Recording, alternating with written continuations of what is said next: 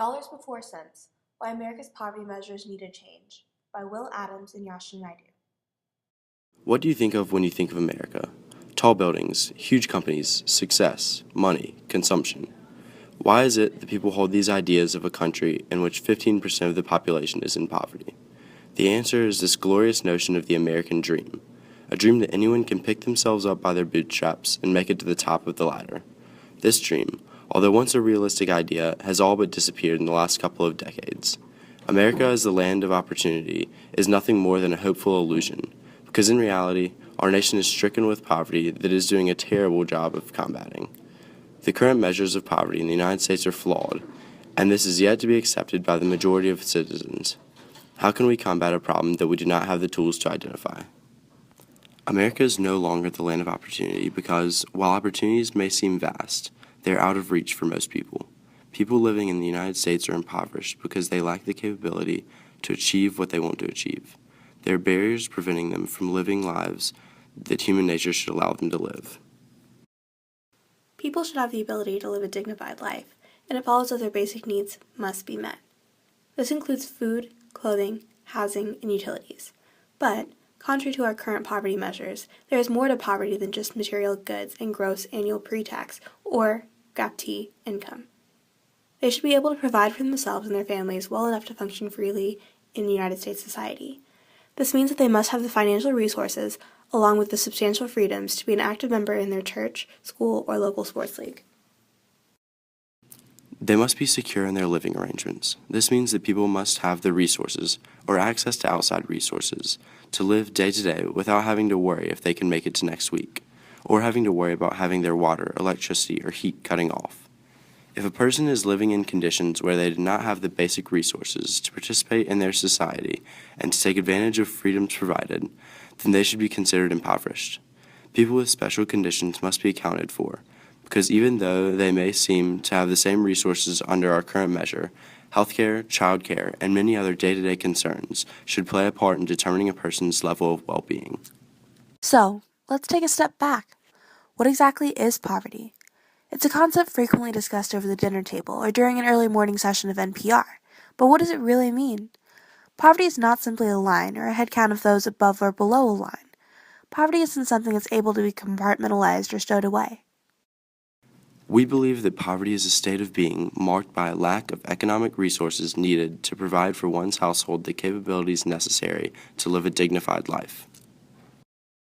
The American poor are those who are unable to meet their basic needs and are deprived of both economic resources and the necessary capabilities for a life with dignity.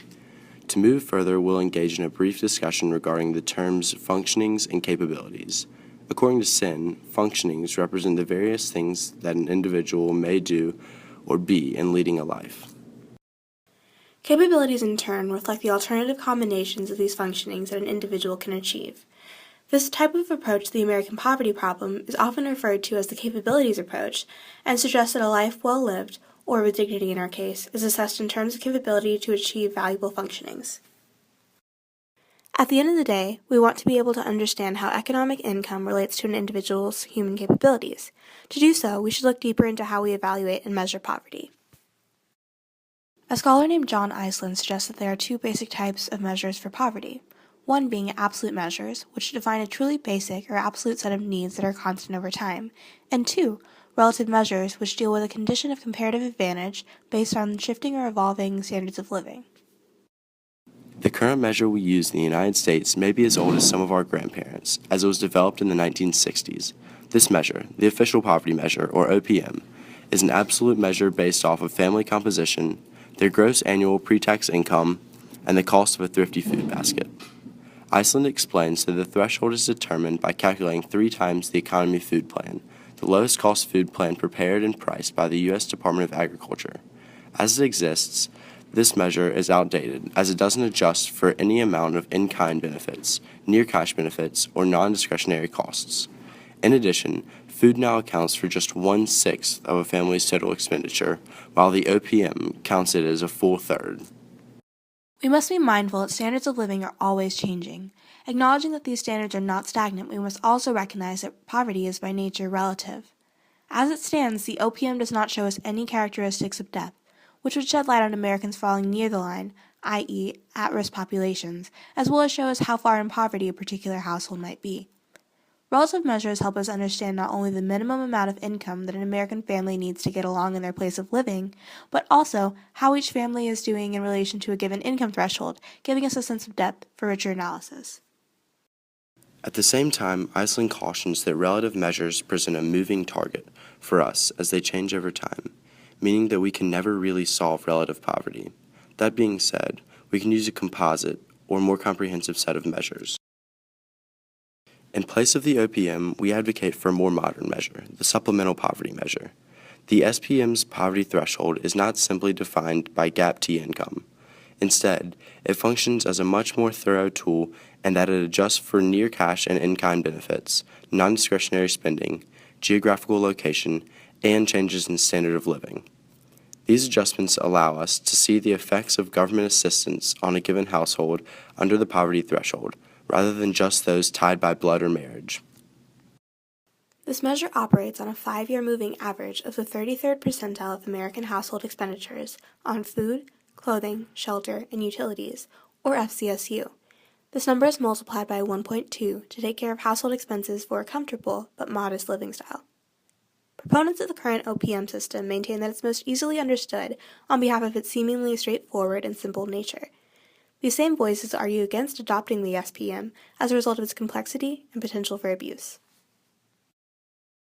While the SPM is not perfect, it is the best alternative available to us right now. This system is in desperate need of change, and the SPM is a great step in the right direction. It is not possible to have a perfect measure of poverty, but the SPM will provide a level of accuracy in measuring poverty that the OPM could never reach. Along with the more modern enhancements, accounting for government benefits, our measure could measure the depth of poverty, something that would greatly improve our idea of poverty in the United States. If we were to adopt the SPM as our nation's new official measure, we would want to support it with additional relative measures to make for the most comprehensive system within reach. For us, this would mean adding a supplementary threshold of percent of the poverty line. This would entail adding in intervals of increments of 25% under the poverty line to give us a sense of depth in our analysis. So, why do we care? And how does poverty affect us? Poverty surrounds us. Despite Lyndon B. Johnson's declaration of an unconditional war on poverty in 1964, the number of Americans who still live day to day, unable to meet their basic needs, is staggering. Our Constitution allows American citizens certain inalienable rights and freedoms, and it follows that dignity should be provided for in those rights and freedoms. We all deserve to live our lives dignified and free of shame. Poverty is not a choice. It's not a certain lifestyle that people wish to live. People living in poverty will do whatever they can to escape it, and it is the duty of all of those who are fortunate enough not to be in poverty to give the impoverished the capabilities necessary to alleviate their situation.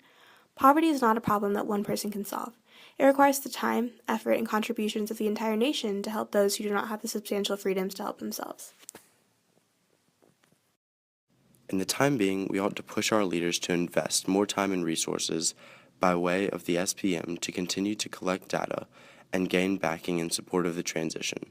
With more comprehensive measures in sight, we will be better equipped to grasp and address the current American poverty problem.